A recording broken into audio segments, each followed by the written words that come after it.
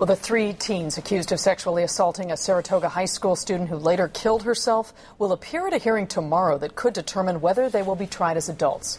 The family of Audrey Potts is now stepping up their effort to keep the boys charged in her attack in custody. ABC 7 News reporter David Louie is live in San Jose at the Santa Clara County Juvenile Hall to begin our team coverage. David.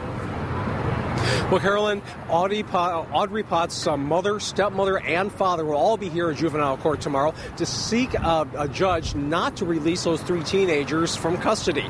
They outlined their reasoning as they met with reporters for the very first time. These are the mother, stepmother, and father of Audrey Potts, a family still trying to make sense of her suicide 7 months ago.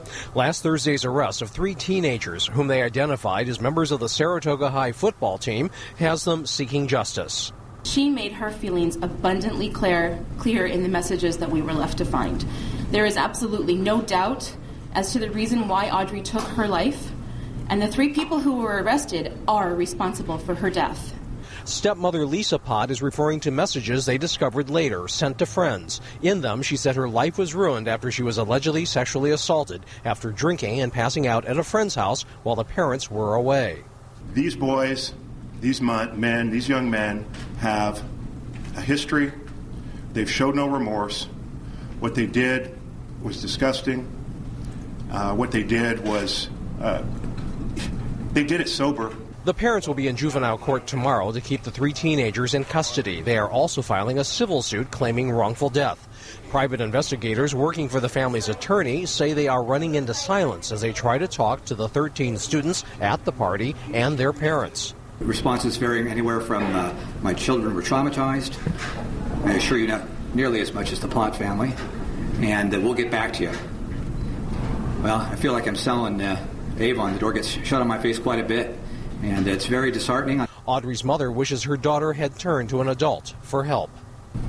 I think that Audrey did try to reach out to some of her friends for help, but she didn't reach out to an adult that knew how to handle the gravity of this situation.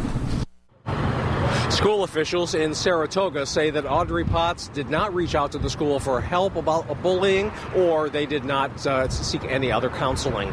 In San Jose, David Louie, ABC 7 News. All right, David, thank you.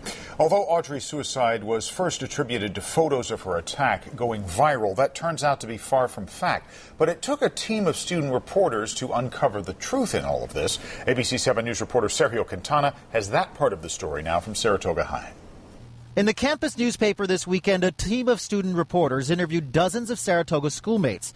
They concluded that pictures of Audrey Potts being sexually assaulted were texted to other students, not widely shared on social media sites as first described. It's a story Audrey's father directly addressed at today's news conference. The student newspaper today reported, I believe, that they have evidence that 10 kids have seen these photographs. Well, we'd like the names of those 10 kids. That's reasonable. A student editor also penned an opinion piece titled, "Pot Case Twisted to Fit Cyberbullying Agenda." He writes, "If there was a viral photo, it wasn't very viral." In her opinion, the whole school was talking about it. I don't care if it was 10 people who knew or 100 people who knew. I did contact the writer of that opinion piece. He and his parents both refused an on-camera interview, but the editors of the student paper have since added a note to that opinion piece saying that they fully support any efforts to combat cyberbullying. During today's news event, Audrey's parents repeated a plea for witnesses to come forward. There's a difference between being a witness and being a suspect. So if you're a witness, please come forward. That's what witnesses do. Detectives have described some difficulty collecting evidence in this case. One private investigator says tech-savvy students can easily hide pictures and texts. I encourage all parents to take a look at their kids' phones. They're going offline and they're getting apps for texting. Those are very difficult to recover. It's also a secretive way for them to communicate with their friends. Sergio Quintana, ABC 7 News.